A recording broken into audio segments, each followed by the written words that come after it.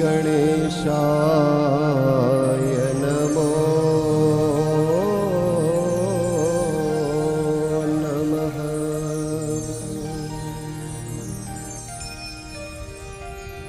श्री सरस्वत्यै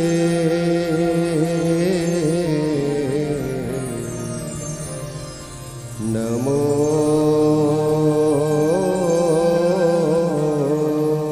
नमः।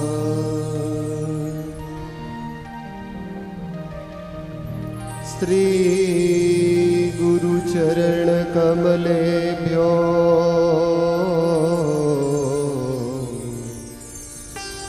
नमो नमः।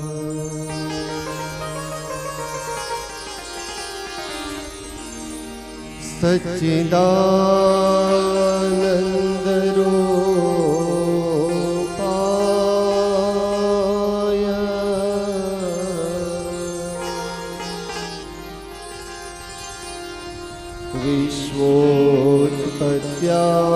विश्वोत्पत्त्यादि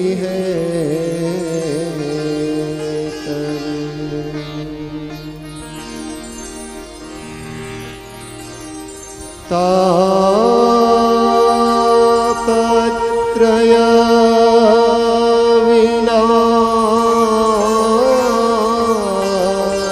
विनाशाय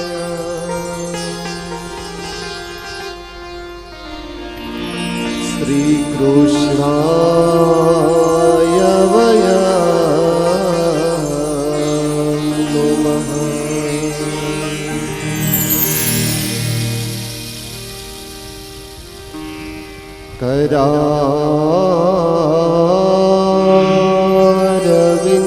करारविन्दे न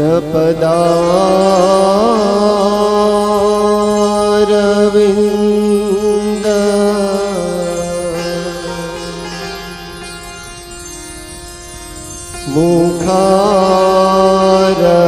मुखारविन्दे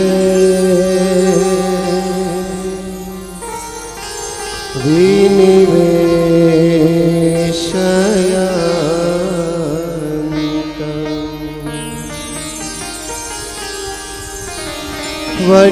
वटस्य पत्र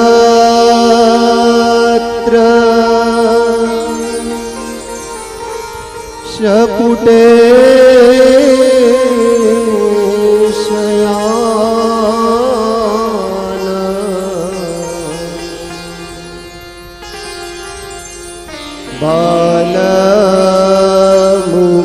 बालमुकुन्द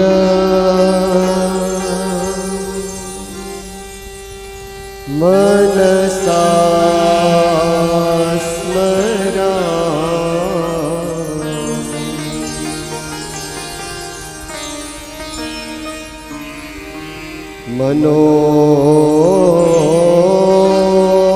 मनोजवं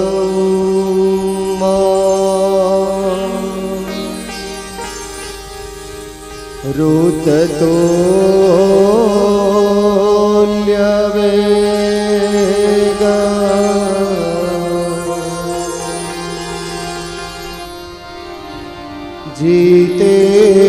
जितेन्द्रिय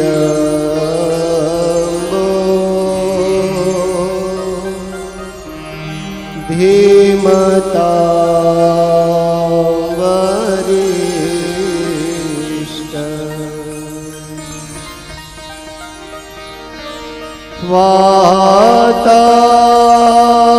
वातात्मजा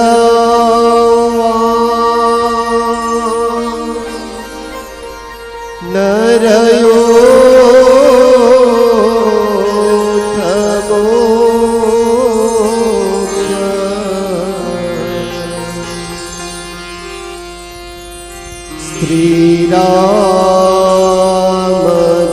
श्रीरामदूत शरण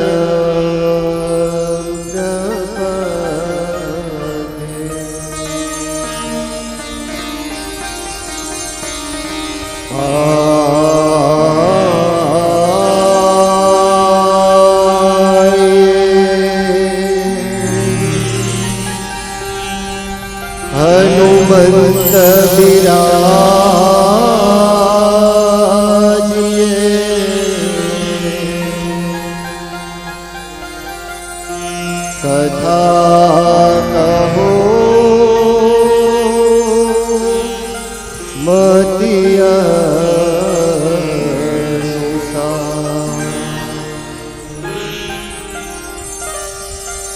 प्रेम सहित गादी धरो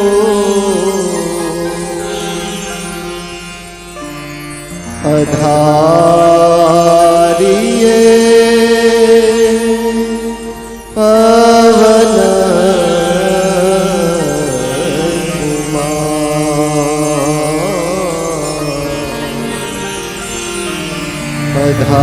पधारिये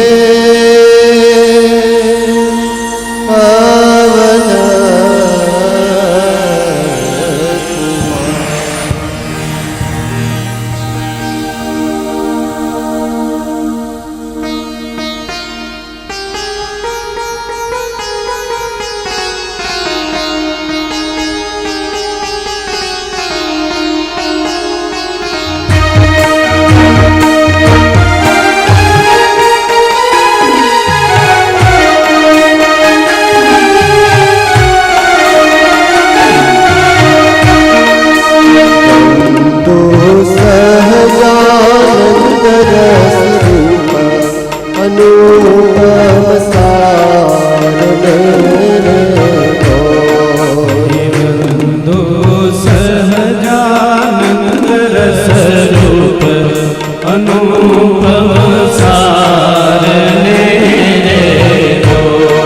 તમારે રાસ રમવો હોય ઊભા થઈ જજો, સમય મળે ને એનો સદુપયોગ કરી લેવો, જિંદગી જતી રહેશે આમને.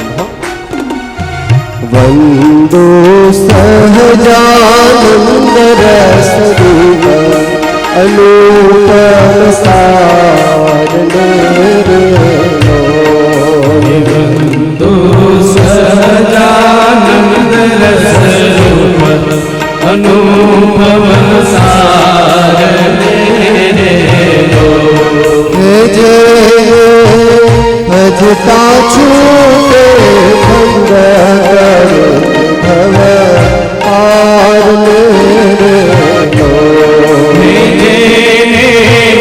ભજતા છૂટે ભંગ ભવ પારને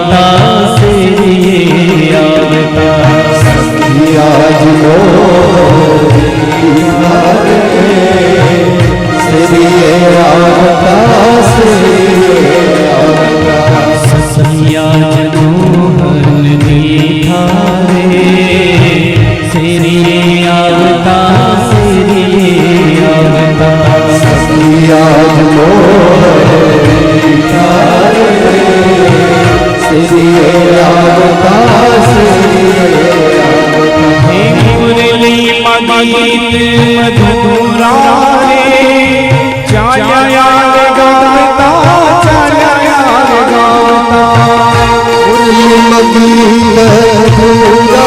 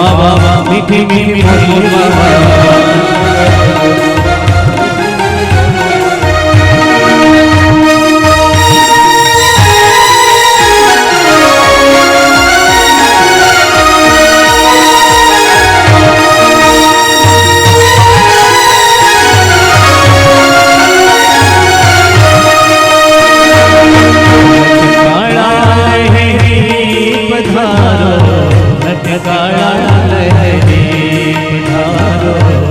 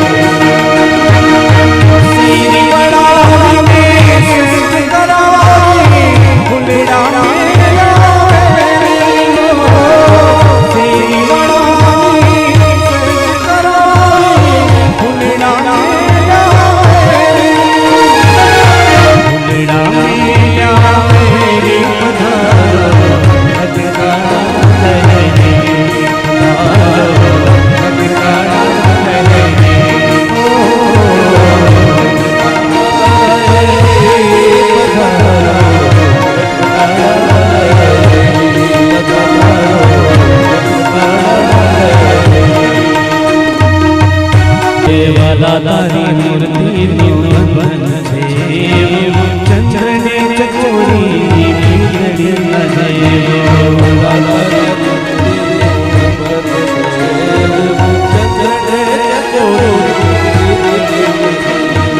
ચંદ્રની દુનિયા નાયક ચકોરી જે જે જે પ્રાણને જોરે જોરી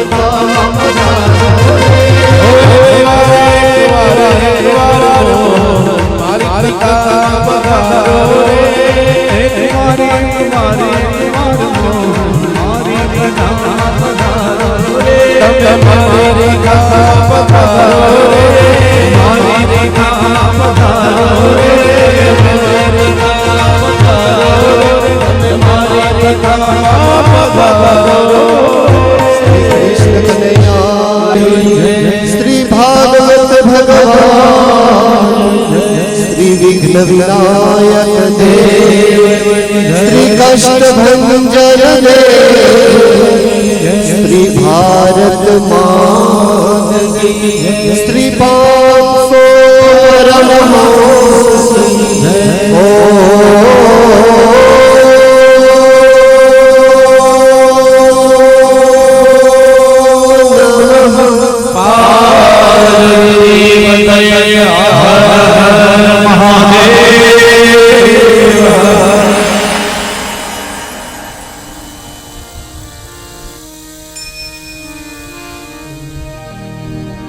પવિત્ર પુરુષોત્તમ માસમાં જગત નિયંતા ભગવાન દ્વારિકાધીશજીના પવિત્ર સાનિધ્યમાં સમર્થ સદગુરુઓના રૂડા આશીર્વાદ સ્વયં ભગવાનની સ્વ ઈચ્છાથી આ પવિત્ર ભૂમિમાં બેસી શ્રીમદ ભાગવત ભાગીરથી એનું ગાન અને પાન આપણે સૌ સાથે રહીને કરી રહ્યા છીએ. સભામાં ઉપસ્થિત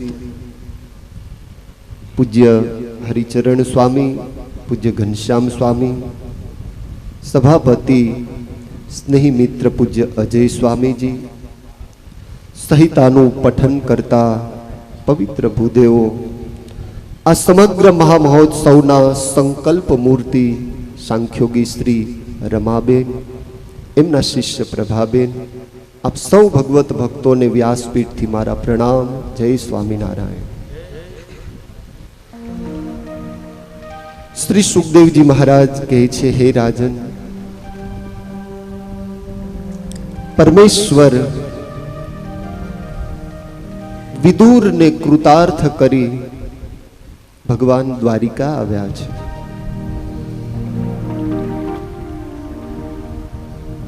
ભગવાનની દિવ્ય કથા એનું રસપાન કરતા શ્રી પરીક્ષિતજીએ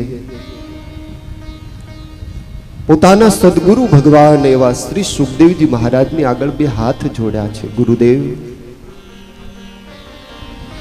આપે મને એ વાત કહી, વિદુરના ઘરે પધારી ભગવાને વિદુરના મનોરથને પૂર્ણ કર્યા, પછી વિદુર યાત્રાનું નિમિષ લઈ ઘર છોડી યાત્રા માટે નીકળ્યા છે.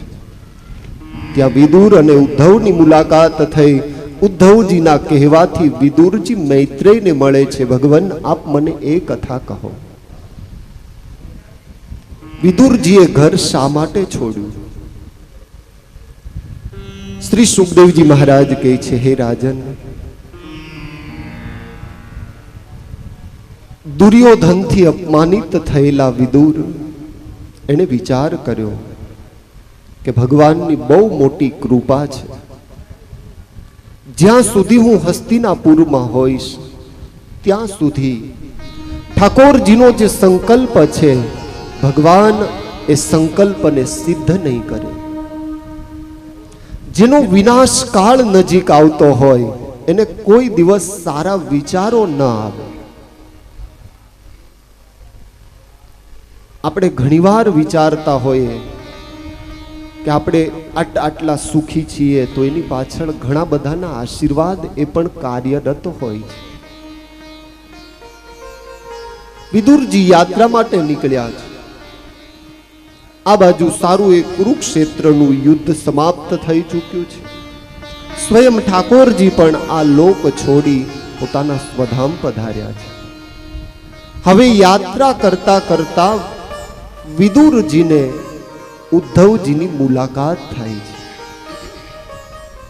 ઉદ્ધવજીને જોયા એટલે વિદુરે નતમસ્તક વંદન કર્યા છે. હે ઉદ્ધવ, આપ ભગવાનના પરમ સુહૃદ સખા છો. ઉદ્ધવ, આપ મને એ કહો, ભગવાન દ્વારિકાધીશ પોતાના સારા એ પરિવારજનોની સાથે સકુશળ છે. જ્યાં ઠાકોરજીની આવી દિવ્ય લીલા વિશે, ભગવાનના પરિવારની વિશે જ્યાં ઉદ્ધવજીને વિદુરજીએ પ્રશ્ન કર્યો, એ જ સમયે ઉદ્ધવ કહે છે કે હે વિદુર, હું તમને શું કહું? દુર્ભગો બત લોકાયામ યાદવો નિતરામપી ये सव संतो न विदुर हरिना इवो.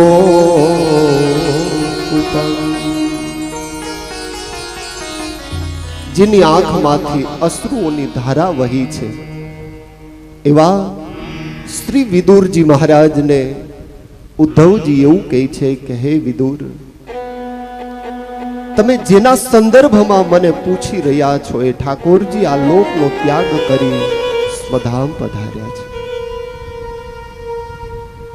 ઉદ્ધવજી જ્યાં આવી વાત સાંભળે, ઉદ્ધવજીના મુખે વિદુર વાત સાંભળે, વાત સાંભળતાની સાથે જ શ્રી સુખદેવજી મહારાજ બતાવે છે, હે રાજન, વિદુરજી ગદગદિત કંઠે ઉદ્ધવ જે વાત કરી રહ્યા છે એને પ્રેમથી સાંભળે છે. વિદુરે હાથ જોડ્યા છે, ઉદ્ધવજી, શું એ ભગવાન આ લોક છોડી પોતાના સ્વધામ પધાર્યા? હા વિદુર. વિદુર, દુઃખદ વાત તો એ છે, જે કુળમાં પરમાત્મા પધાર્યા એ યાદવો પણ ભગવાનને ઓળખી ન શકે. વાત બહુ બરાબર છે. ભગવાન જેવો ભગવાન જે કુળમાં પ્રગટ થાય, બહુ ભાગ્યશાળી જીવાત્માઓ જ આંગળીના વેઢે ગણાય એટલા જ જીવાત્માઓ એ ભગવાનને ઓળખી શકે. આ પુરુષોત્તમ નારાયણ છે. સારી એ પરમાત્માના અંતર્ધ્યાન લીલાની કથા ઉદ્ધવજીએ વિદુરને સંભળાવી છે. વિદુર કહે છે કે ઓહો, હું એટલો બધો અભાગ્યો, જે પરમાત્મા માટે, જે ભગવાન માટે મારા હૃદયમાં એટલો ભાવ છે, એટલો પ્રેમ છે. હે ઉદ્ધવ, એ ભગવાને એક વાર પણ મને યાદ ન કર્યો.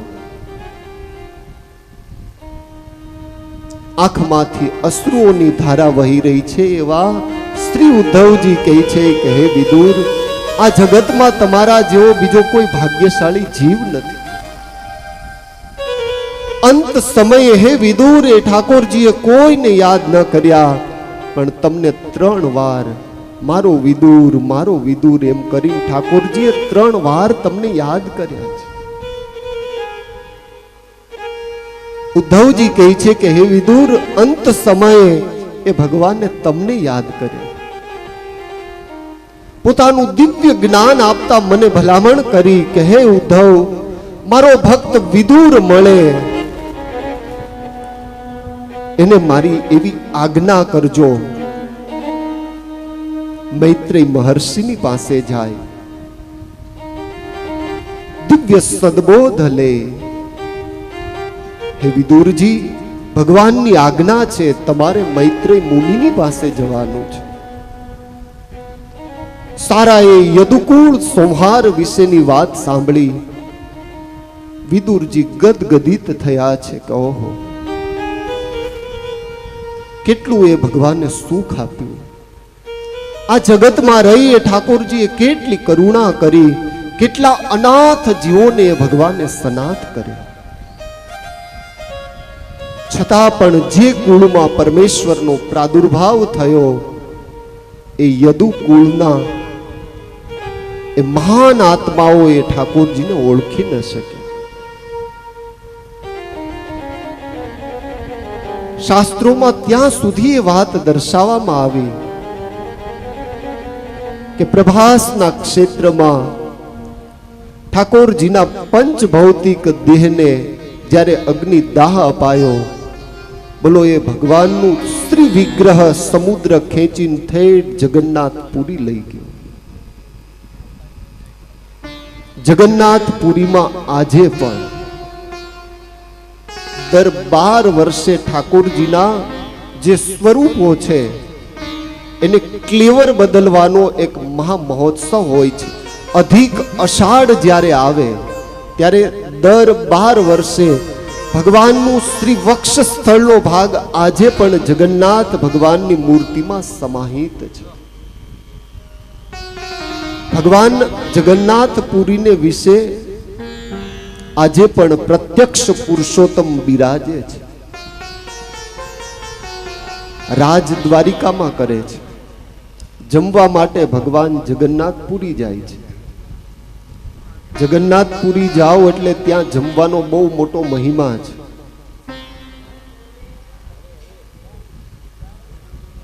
આજે પણ એ ભગવાનના તમે દિવ્ય દર્શન કરો એટલે આજે પણ એ જ સ્વરૂપમાંથી આપણને એવી અનુભૂતિ થાય કે ઠાકોરજી મારી સાથે લાઈવ વાતો કરશે. ત્યાં ભાતનો બહુ મોટો મહિમા છે. ભગવાનને ચોખાનો ભોગ ધરાવવામાં આવે, પછી એ ચોખાને સૂકવી દેવામાં આવે, પછી પ્રસાદી પેટે ત્યાંના પંડાઓ એ પ્રસાદ વહેંચતા હોય છે. શ્રીજી મહારાજ એટલે શિક્ષાપત્રી શાસ્ત્રમાં પોતાનું પર્સનલી મંતવ્ય દર્શાવે, જગન્નાથ પુરોન્યત્ર ગ્રાહ્યમ કૃષ્ણ પ્રસાદ્યપી. તમે શ્રી જગન્નાથપુરીમાં જાઓ એટલે ચોક્કસ ત્યાં પ્રસાદ લેવો લેવો અને લેવો, આવી અમારી આજ્ઞા છે. જગન્નાથપુરીમાં એકાદશીનું ઊંધી ટીંગાડી દીધી છે. તમે દર્શન કર્યા હોય ને તો મંદિરના પાછળના ભાગમાં એકાદશીનું મંદિર છે. જગન્નાથપુરીમાં જાઓ, એકાદશીનો ઉપવાસ ન કરો તો એમાં કઈ દોષ છે નહીં, પણ પ્રસાદ લેવો જોઈએ. ત્યાં ખાવાનો જ મહિમા. અને ભગવાન લગભગ 5 લાખ રૂપિયાનું જ ખાલી એક પાન ખાય છે જગન્નાથપુરીમાં. હો, કેમ કે રાજાધિરાજ છે. રાજાઓને કોઈ જાતની કોઈ કમી હોય નહીં. ભગવાન છે ને અહીંયા રાજ ઠાઠ માઠથી રાજ ભોગવે છે. દ્વારિકાધીશ એ રાજા સ્વરૂપે અહીંયા બિરાજે છે. તમે જોજો, દ્વારિકાધીશનો જેને આશરો હોય, અહીંનો સામાન્યમાં સામાન્ય જીવ હોય ને એ બહુ ગર્વથી જીવતો હોય છે. શ્રીજી મહારાજ દ્વારિકાની યાત્રા કરવા માટે પધાર્યા. મહારાજ અહીંયા આવ્યા પછી અહીંથી વહાણમાં બેસી અને માંડવી બંદરે ઉતર્યા. ભગવાન જ્યારે દ્વારિકા પધાર્યા, અહીંના બધા જ ભૂદેવોને શ્રીજી મહારાજે એ વખતે ₹1 દક્ષિણા આપી, એક નાળિયેર અને સાકરનો પડો આપ્યો. અહીંના બ્રાહ્મણોને મહારાજે ભગવાન દ્વારિકાધીશજીની મૂર્તિમાં સમાહિત થતા એવા દર્શન આપ્યા છે. એટલે ભગવાન શ્રીહરિએ નિર્દેશ કર્યો કે દ્વારિકાની યાત્રા મારા આશ્રિતોએ અવશ્ય કરવી. આ ભૂમિનો એટલો મોટો મહિમા છે. આપણે કોઈ જગ્યાએ 5 વર્ષ ભાડાના મકાનમાં રહીએ, એ મકાન ખાલી કરવાનું થાય ને તોય કેટલું બધું દુઃખ થાય. આપણને ખ્યાલ છે કે આ ભાડાનું મકાન છે, આપણા બાપની તો પ્રોપર્ટી છે નહીં, છતાં પણ એટલું હેત બંધાઈ જાય એ મકાનમાં. પછી બીજી જગ્યાએ જાઓ, 6 મહિના પછી તમે ત્યાં સેટ થાઓ. 100 વર્ષ સુધી ઠાકોરજી આ ભૂમિમાં રહ્યા. આ ભૂમિનો એક એક રજકણ ભગવાનના શ્રી ચરણારવિંદથી અંકિત થયેલો છે. પરમાત્માના વરદાનની આ ભૂમિ છે. ઠાકોરજીના દર્શન કરતા કરતા તમે જે સંકલ્પ કરો એ સંકલ્પની પૂર્તિ થાય એવી સંકલ્પ સિદ્ધ ભૂમિ એટલે એ દ્વારિકાની ભૂમિ છે. અહીંયા એક ઠાકોરજીની આગળ તમે માળા કરી હશે, એક ભગવાનનું કીર્તન કર્યું હશે, અનંત ગણું એનું ફળ છે. મોટા મોટા મહાપુરુષો, મોટા મોટા બુદ્ધ પુરુષો, એનું એવું માનવું છે કે 24 કલાક પોતાના સારા ઐશ્વર્યોએ સહિત ઠાકોરજી 24 કલાક આ સ્વરૂપમાં રહી પ્રત્યેક ભક્તોની મનોકામનાઓ પૂર્ણ કરે છે. દ્વારિકાધીશજીના દર્શન કરવા, ગોમતીનું સ્નાન કરવું બહુ મહિમા છે. અહીંના ભગવાન કુશેશ્વર મહાદેવના દર્શન કરી, દ્વારિકાધીશજીના દર્શન કરી, માતા રૂક્ષ્મિણીના દર્શન કરો એટલે દ્વારિકા યાત્રાનું પરિપૂર્ણ ફળ એ તમને પ્રાપ્ત થાય. પણ આપણી ઉતાવળ જ એટલી બધી. આ દરવાજેથી એક ધક્કો આવે, ઠાકોરજી છે કે નહીં એટલું જોઈ લઈએ, સામે દરવાજે નીકળી જઈએ. દર્શન કરવામાં ભીડ બહુ હોય. ભાઈ જો ભગવાનના દર્શન છે ને એવા કઈ સહેલાઈથી મળે નહીં. આ તો ભવના પુણ્ય ઉદય થયા હોય ત્યારે આ ભૂમિમાં આવવાનો યોગ મળે. આપણે તો એટલા ભાગ્યશાળી છીએ કે અહીંયા 7 દિવસ સુધી આ સાંખ્યોગી રમાબા એના આશીર્વાદથી આપણે અહીંયા રહી શક્યા છીએ. આવા મહાપુરુષોના સંકલ્પથી આપણને એકાબીજાને એકત્રિત થવાનો એક લાહવો મળતો હોય છે. બાકી જુનાગઢમાં જ કથા રાખી હોત તો રાધારમણ દેવના દર્શન થાય, પણ એ કેવું આપણી અનુકૂળતા મુજબ. આપણે ભગવાનને એ રીતે રાખવા છે કે આપણી અનુકૂળતામાં ભગવાન રહેવા જોઈએ. અહીંયા ઠાકોરજી 1 વાગે પોડી જાય એટલે 5 વાગે એ આરામથી જાગે. 5 વાગ્યાથી લઈને 10 વાગ્યા સુધી તમને દર્શન આપે. સવારે ભગવાનની 6:30 વાગે મંગળા આરતી થાય, પણ આપણું તો ગોદડા ગ્રહણ હોય. બહુ મોટો મહિમા છે. 100 શણગાર આરતી કરો અને 1 મંગળા કરો, બંનેનું એક સરખું ફળ છે.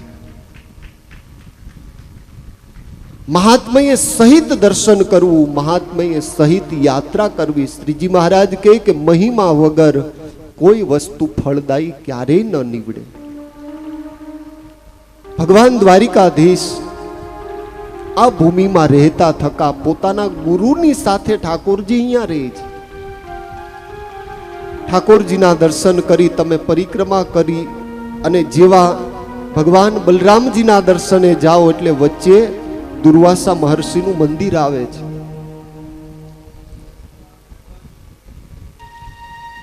અંદરના ભાગમાં જાઓ એટલે અષ્ટપટ રાણીઓએ સહિત ઠાકોરજી દર્શન આપતા હોય છે. ભગવાનની આ હેડ ઓફિસ હતી. ભગવાનનું હોમ, ઘર, બેટ દ્વારકા. ખાલી શયન કરવા જ ભગવાન ત્યાં પધારે, બાકી આખો દિવસ ઓફિસમાં જ હોય. અને લગભગ પુરુષો આખો દિવસ છે ને ઓફિસમાં જ હોય. સાંજે ખાલી જમણવારી કરીને હુવા જ આવતા હોય. જ્યારે ફોન કરો તો ઓફિસે છું. પરમાત્માએ દ્વારિકામાં રહી સારાએ ક્રાંતિના કાર્યો પરમાત્માએ આ ભૂમિમાંથી કર્યા છે. શ્રી ઉદ્ધવજી કહે છે કે હે વિદુરજી, પરમાત્મા આ લોક છોડી પોતાના સ્વધામ સીધાવ્યા છે. મને એવી આજ્ઞા કરી હતી, મારો ભક્ત વિદુર મળે તો હે ઉદ્ધવ તમે એને એવી આજ્ઞા કરજો કે મૈત્રી મહર્ષિની પાસે જઈ મેં આપેલો હિત ઉપદેશ એને ગ્રહણ કરે. ભગવાને પોતાનું દિવ્ય જ્ઞાન અંતિમ સમયે ઉદ્ધવ અને મૈત્રેય મહર્ષિને આપ્યું. ઉદ્ધવને એવી આજ્ઞા કરી કે હે ઉદ્ધવ, અહીંયાથી તમે હવે બદ્રિકાશ્રમમાં જાઓ. ભગવાનની આજ્ઞાને શિરોધાર્ય કરી ઉદ્ધવજી બદ્રિકાશ્રમમાં આવ્યા. અને એ જ ઉદ્ધવજી બદ્રિકાશ્રમમાં ભગવાન નરનારાયણ દેવનું દર્શન કરતા કરતા, ઋષિઓના દર્શન કરતા કરતા નિત્ય સમાગમ કરે છે. અને એ જ ઉદ્ધવ સ્વયં ધર્મ અને મૂર્તિ ભગવાન નરનારાયણ દેવ મરીચ્યાદિક મુનિઓને દુર્વાસાજીનો બદ્રિકાશ્રમમાં શ્રાપ થયો, એ જ શ્રાપના યોગે કરી અને એ જ ઉદ્ધવ એ રામાનંદ સ્વામી તરીકે આ લોકમાં ફરી પાછા પ્રગટ થયા, જે ભગવાન સહજાનંદ સ્વામીના ગુરુ તરીકે પ્રસિદ્ધ થયા. ભગવાન નરનારાયણ દેવ યુગલ સ્વરૂપ એ એક સ્વરૂપ ધારણ કરી ધર્મ અને ભક્તિને ત્યાં શ્રી ઘનશ્યામ રૂપે મહારાજ પ્રગટ થયા છે. ભગવાનના સંદર્ભમાં આપણે એકાબીજા ઝઘડવામાંથી ઊંચા આવતા નથી. ભગવાન વિચાર કરે કે અમને કોઈ પ્રશ્ન નડતા નથી, આ તમને કેમ નડે છે મને કઈ ખબર નથી. રામ નાના કૃષ્ણ મોટા, કૃષ્ણ નાના રામ મોટા, સ્વામિનારાયણ નાના કૃષ્ણ મોટા. ભગવાન સ્વામિનારાયણનો એક હિતનો ઉપદેશ એ હતો, એકેશ્વરવાદની સ્થાપના કરી મારે મારા આશ્રિતોને સુખ્યા કરવા છે. આ સિદ્ધાંત ઉપર આ સંપ્રદાય ટક્યો છે.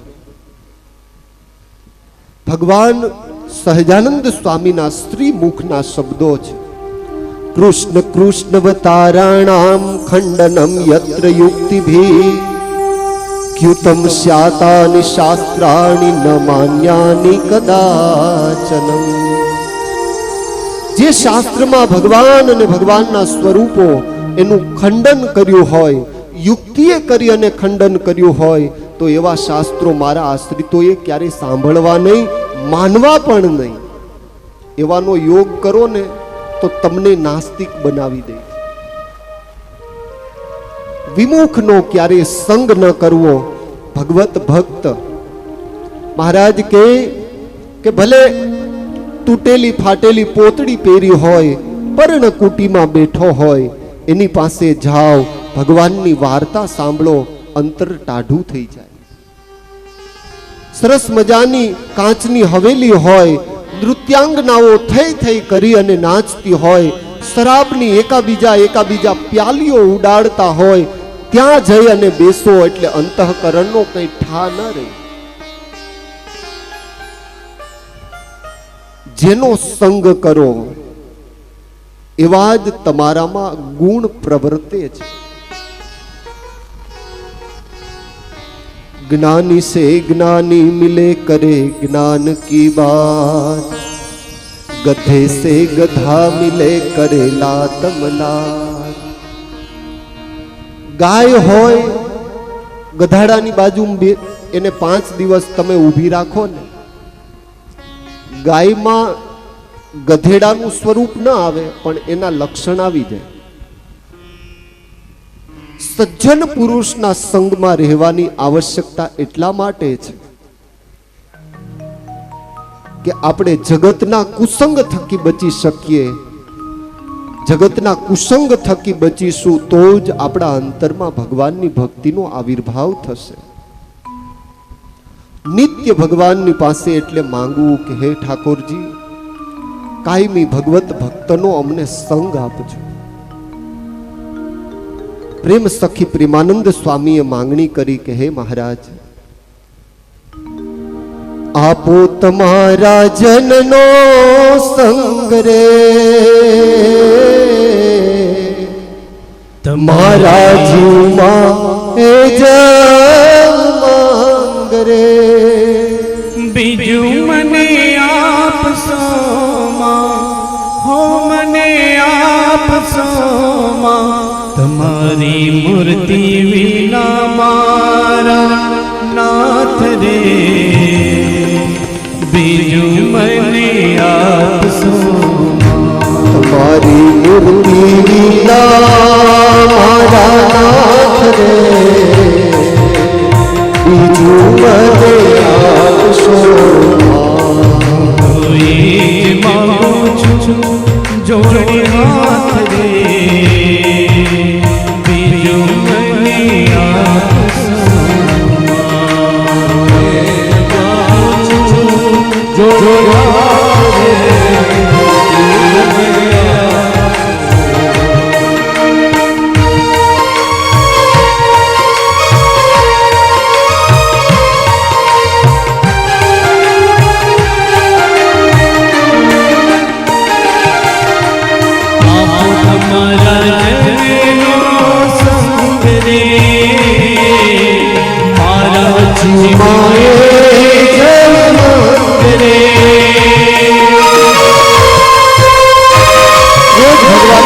પ્રાર્થના કરવી કે હે ભગવાન, તારા જે ભક્તો હોય એનો અમને સંગ પ્રાપ્ત થાય, તમને મળેલાનો સંગ પ્રાપ્ત થાય, જેનાથી કુસંગ થકી અમારી રક્ષા થાય.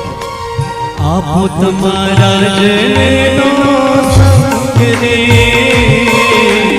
મારા જીવમાં રે,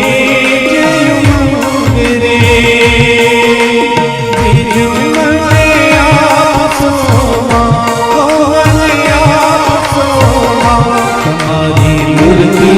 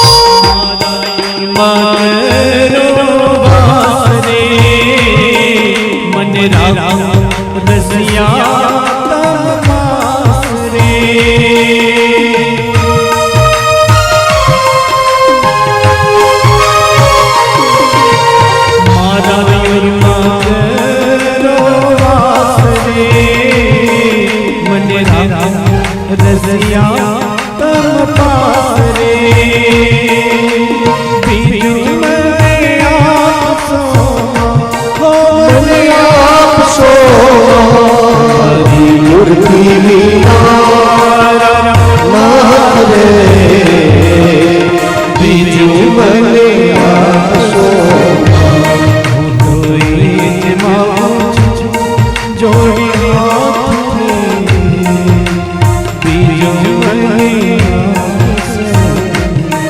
ભગવાનના ભક્તે રોજ ભગવાનની પાસે એવી માગણી કરવી કે હે ભગવાન, તમારા ભક્તનો અમને સંગ પ્રાપ્ત થાય. હે ભગવાન, અંતઃ શત્રુ થકી તમે અમારી રક્ષા કરો.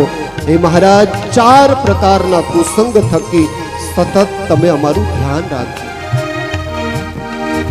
પરમેશ્વર સ્વરૂપ એટલું બધું કૃપા સાધ્ય છે, ભગવાનની એટલી દયા છે. કરો તરવાસ ના દૂર રે, રાખો પ્રેમાનંદ ને હજૂર રે, રાખો પ્રેમાનંદ ને હજૂર રે. હો બીજું મને આપશો, મને આપશો, તમારી મૂર્તિ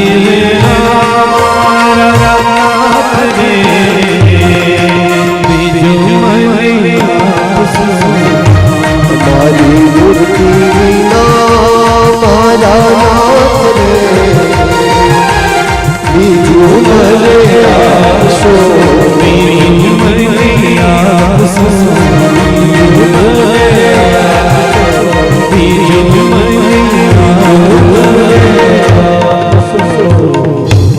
ઉદ્ધવ અને વિદુરજી બંને વચ્ચે જે સંવાદ થયો, ઉદ્ધવજીની વાતનો સ્વીકાર કરી શ્રી સુખદેવજી મહારાજ બતાવે છે, હે રાજન, વિદુરજી એ મૈત્રેય મહર્ષિની પાસે આવ્યા છે, ઉદ્ધવજી બદ્રિકાશ્રમમાં ગયા છે. સ્વયં ભગવત ભક્ત શ્રી વિદુરજી મૈત્રેય મહર્ષિની પાસે આવી બે હાથ જોડી પ્રાર્થના કરે છે, ભગવાન,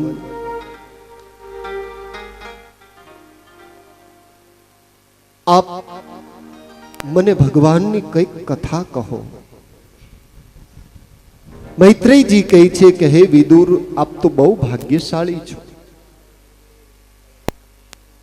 વિદુરને પૂર્વ જન્મની કથા કહી છે કે હે વિદુર, આપ કોઈ સામાન્ય નથી, સ્વયં યમ છો. મૈત્રેયજી કહે છે કે હે વિદુર, માંડવ્ય શાપાદ ભગવાન પ્રજા સંયમતો યમઃ. જ્યાં સુધી હે વિદુર આપ આ ભૂમિ ઉપર છો, ત્યાં સુધી યમપુરીમાં સારું એ સંચાલન એ અર્યમા નામના પિતૃગણ કરે છે, યમલોકનું એ શાસન કરે છે. વિદુરજીએ પ્રશ્ન કર્યો છે કે હે મહારાજ, સવિશ્વ જન્મ સ્થિતિ સંયમાર્થ કૃતાવતાર. હે ભગવાન, આપ મને ઠાકોરજીની દિવ્ય કથા કહો. ભગવાનના જેટલા અવતારો થયા, ભગવાનના દરેક અવતાર કાર્યનું પ્રયોજન શું છે, એના સંદર્ભમાં આપ મને દિવ્ય કથાઓ કહો. મૈત્રેયજી પ્રસન્ન થઈ શ્રી વિદુરજી મહારાજને કહે છે કે હે વિદુર, ભગવાનના અનંત વિભૂતિઓ, ભગવાનની અનંત વિભૂતિઓ આ જગતમાં પ્રગટ થઈ છે, એની પાછળ કંઈક ને કંઈક હેતુઓ છે. આ લોક ઉપર ભગવાન પધારે છે, એની પાછળ કંઈક ને કંઈક તાત્પર્ય હોય છે. સર્વપ્રથમ 10 પ્રકારની સૃષ્ટિ એનું વર્ણન કર્યું છે. બ્રહ્માજીની 10 પ્રકારની સૃષ્ટિમાં સર્વપ્રથમ સમયના માપના સંદર્ભમાં હે વિદુરજી, નાનો કણ, નાના કણ બરાબર 1 અણુ, એવા 3 અણુ બરાબર 3 તસરેણું છે. આપણે ત્યાં આપણા વડવાઓ, આપણા પૂર્વજો આકાશમાં ચંદ્રની ગતિ મુજબ સમયનું માપ નક્કી કરતા. ઘડિયાળની શોધ પછી થઈ, પણ વડીલો એ સૂર્ય અને ચંદ્રની ગતિ ઉપરથી ચોક્કસ સમયનું માપ આપતા. અત્યારે આટલા જ વાગ્યા હોય અને આજની તારીખે પણ સૂર્ય અને ચંદ્રની કળા જે રીતે વધઘટ થાય એ પ્રમાણે સમુદ્રમાં એ સમયે તમે જુઓ એટલે ભરતી અને ઓટ આજે પણ વડીલો એ કેલ્ક્યુલેશન કરે છે. ચંદ્રને સમુદ્રની સાથે ડાયરેક્ટ કોન્ટેક્ટ છે. ચંદ્રની કળા જેમ વધઘટ થતી હોય એ પ્રમાણે ભરતી અને ઓટ આવે છે. આપણા પૂર્વજો પાસે ઘડિયાળો નહોતી અને હવે તો લગભગ ઘડિયાળની સિસ્ટમ ગાયબ થઈ ગઈ. મોબાઈલ આવતા તો ઘડિયાળે ગાયબ થઈ ગઈ, નહીતર ઘડિયાળો બધાય રાખતા, એક શોખ હતો. 3 તસરેણું બરાબર 1 ત્રુટિ, 100 ત્રુટિ બરાબર 1 વેદ થાય. એવા 3 વેદ બરાબર 1 લવ, એવા 3 લવ બરાબર 1 નિમિષ છે. એવા 3 નિમિષ બરાબર 1 ક્ષણ થાય છે. 5 ક્ષણ બરાબર 1 કાષ્ટા થાય છે. 15 કાષ્ટા બરાબર 1 લઘુ, એવા 15 લઘુ બરાબર 1 ઘડી થાય છે. ત્યાર પછી ઘડિયાળનું માપ આવ્યું.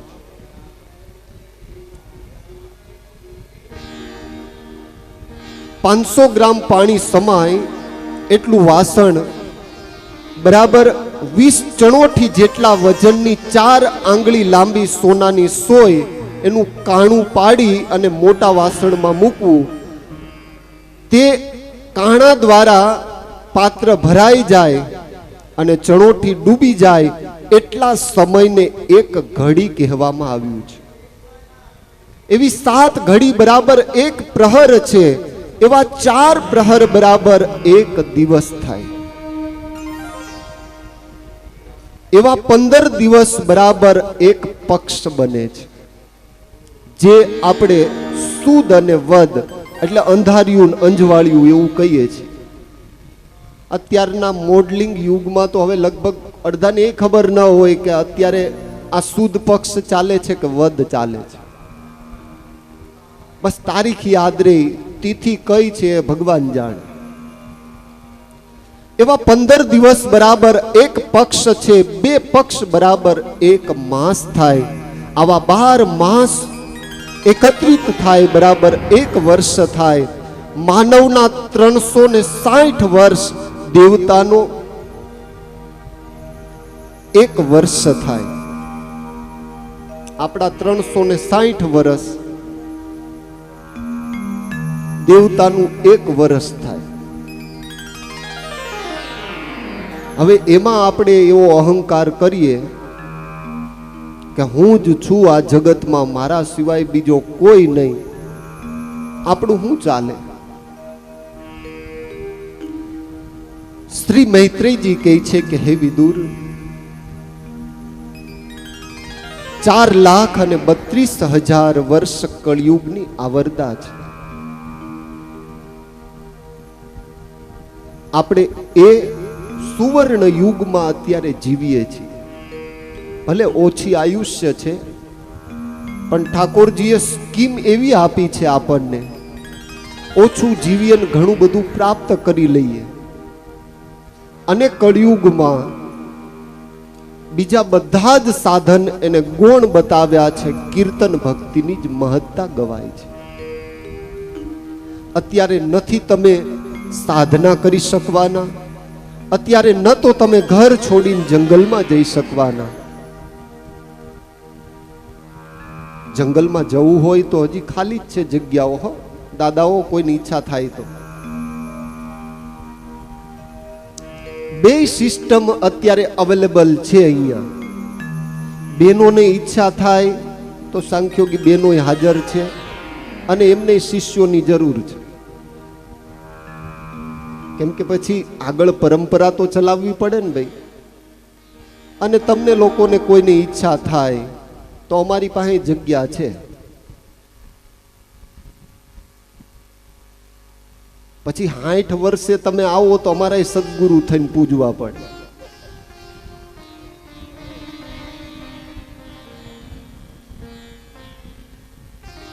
કળિયુગમાં શાસ્ત્રોએ કીર્તન ભક્તિની મહત્તા ગાય છે. ભગવાનની આગળ જઈ ગમે એવો આપણો કંઠ હોય,